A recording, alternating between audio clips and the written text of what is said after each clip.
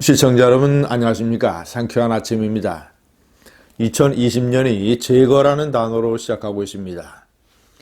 트럼프가 이란의 혁명수비대 정예군 사령관을 드론 공격으로 제거했습니다.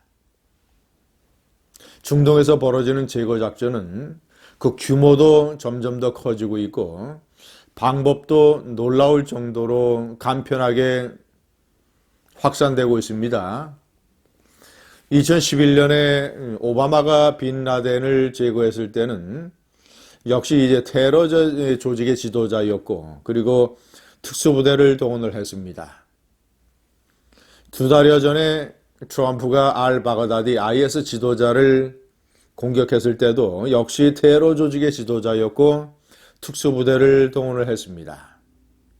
그런데 이번에는 방법은 드론이었고 대상은 이란이란 나라의 군 최고 실세, 혁명수비대 정예군 사령관, 실제적인 영향력은 이란의 대통령에 못지않다라는 평가를 듣는 인물, 중동에서 벌어지는 대미 테러에 관한 배후 세력의 최고,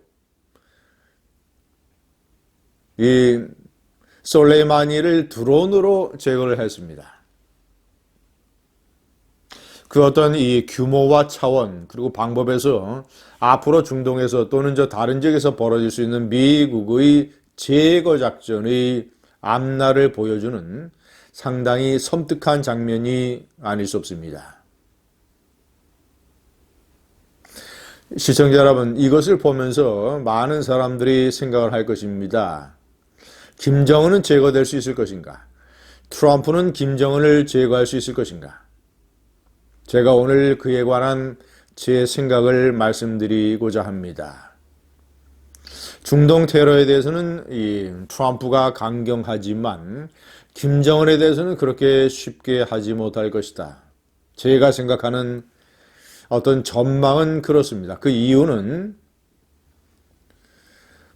북한이란 나라는 핵 미사일을 갖고 있기 때문입니다.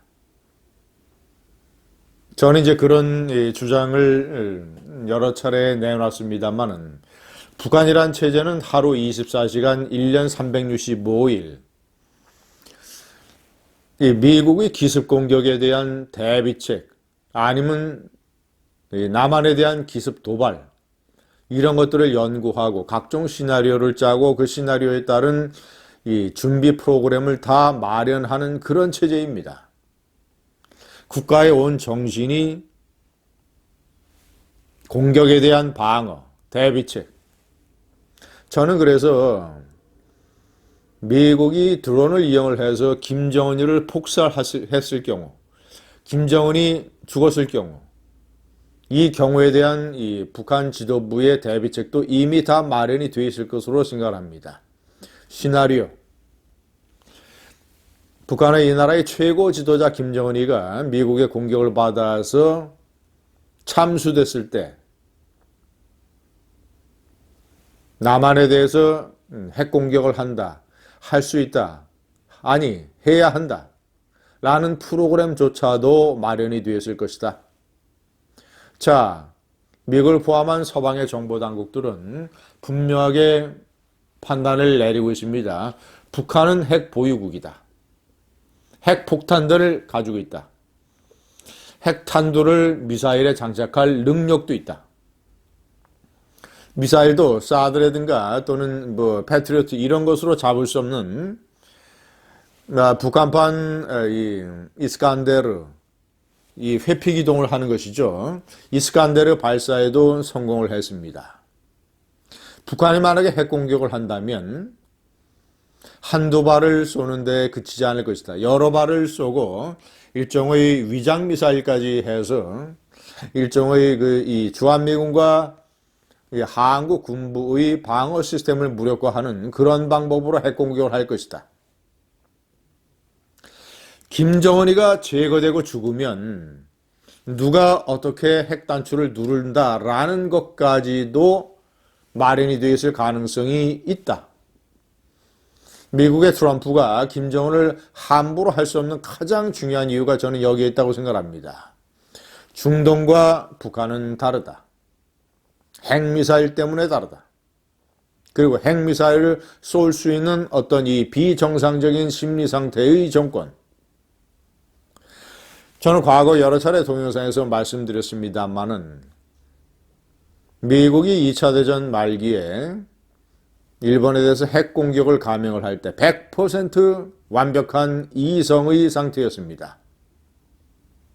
후보지를 골라서 그 중에서 히로시마와 나가사키를 고르는 과정 100% 이성적인 상태에서 진행이 됐습니다. 이성적인 상태에서도 그런 핵 공격이 가능했는데 북한과 같은 비이성적인 상태에서 왜 불가능하겠는가? 북한이 핵 공격을 할 수 있는 여러 가지 이유와 명분과 상황이 있습니다. 첫째는 예를 들어서 김정은이 드론의 공격을 받아서 아니 미국 특수부대의 참수작전에 의해서 제거됐을 때 이 우리 공화국의 최고 지도자가 외부의 세력으로부터 제거됐다. 때문에 우리 공화국은 핵무력으로 보복한다. 그래서 남한에 있는 주한미군의 기지와 또는 미군들이 많이 존재하는 서울과 한미 동맹국인 대한민국의 청와대, 계룡대 이런 것들을 핵미사일로 공격함으로써 최고 지도자가 제거된 데에 따른 보복을 감행해야 된다라는 명분. 자, 두 번째는 김정은이가 제거되지 않는다 하더라도 군사적인 압박이 최고조에 달했을 때 어떤 외부 세력의 대규모 공격이 임박했다고 판단이 되었을 때 오판에 의한 핵공격 가능, 핵미사일을 발사를 해서 대한민국과 주한미군의 중추 기능을 완전히 제거한 이후에 기습공격으로 어느 정도 대한민국을 점령한 다음에 상황을 자신들이 유리한 쪽으로 가지고 가려고 하는 오판에 의한 핵공격. 세 번째는 자살형 핵공격. 이래도 안 되고 저래도 안 되고 핵을 개발했는데도 제재는 풀리지 아니하고 뭔가 이 외부의 대규모 이 침입과 압박은 예정이 되어 있고 전쟁을 해서 망하나 아니면 그대로 이 국가의 생존이 벼랑 끝에 몰려서 정말이지 어려운 환경에 처했을 때 조선인민민주주의 공화국 만세를 외치면서 자살형 핵공격도 가능할 수 있는 심리적인 구조를 이 정권이 가지고 있다. 때려서 제가 옆에 명기를 했습니다만은 2020년의 최대 변수는 4월 총선과 북한입니다. 왜냐 북한은 평양도 3시간 내지 5시간 동안 전기가 끊길 정도로 완전히 경제적인 벼랑 끝으로 몰리고 있습니다. 만약에 이 제재가 풀리지 아니하고 좀 더 상황이 어려워지고 하면 북한은 핵을 개발했는데도 우리가 얻는 대가는 아무것도 없다라고 해서 정말이지 심각한 노선의 변경을 추구할지 모릅니다. 많은 사람들이 북한 김정은의 허풍이라고 얘기를 합니다. 그러나 한번 따져봅시다. 허풍을 얘기해서 만약에 자신들이 얻으려고 하는 것이 손에 들어오지 않는다면 허풍의 대가가 없다고 생각한다면 김정은 정권이 무슨 선택을 하겠습니까? 뭔가 이제 레드라인을 넘는 그런 선택의 가능성이 높아진 것 아니겠습니까? 따라서 허풍을 허풍으로만 볼 것이 아니다. 뭔가 북한은 가장 비이성적인 집단이요. 제가 조금 전에 말씀드린 대로 하루 24시간 1년 365일 어떻게 하면 이 국가 노선을 극적인 생존의 돌파구를 마련하는 데에 맞추느냐. 여기에 골몰하는 정권이다. 북한 2,500만 주민들은 하루하루 먹고 사는데 바빠서 정신이 없을지 모르지만 김정은과 그 국무위원 후에 예를 들자면 최용해, 인민군 총정치국장 김수길, 국가보위상, 한국으로 따지면 국정원장이죠. 정경택, 통일전선부장은 물러났습니다만은 국무위원으로 있는 김영철.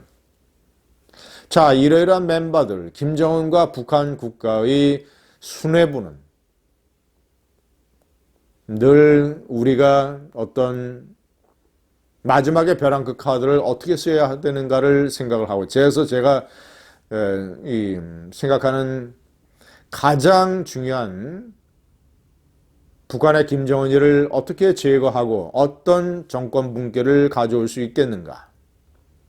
최대한의 압박작전을 통해서 트럼프가 이 문재인이라는 존재 때문에 한국의 도움을 받을 수는 없겠지만 트럼프가 최대한의 압박작전을 통해서 한미훈련도 재개하고 북한에 대한 어떤 이 파워 데몬스트레이션 이런 것을 통해서 평양에 보일러가 터져서 독재 정권의 어딘가에 숨어있는 마탄이 튕겨져 나와서 김정은이를 때릴 수 있는 그런 환경을 조성을 하면 북한의 정권 교체, 그래서 새로 등장하는 멤버들과 미국과 중국과 러시아 그리고 한국, 새로 등장하는 북한의 정권을 잘 유도하고 어쨌거나 한반도의 고질적인 문제를 제거할 수 있는 방향으로 가기 위해서 그런 전략적인 선택이 오히려 현실적으로 가능한 것 아니겠는가. 저는 이런 생각을 가지고 있습니다. 감사합니다.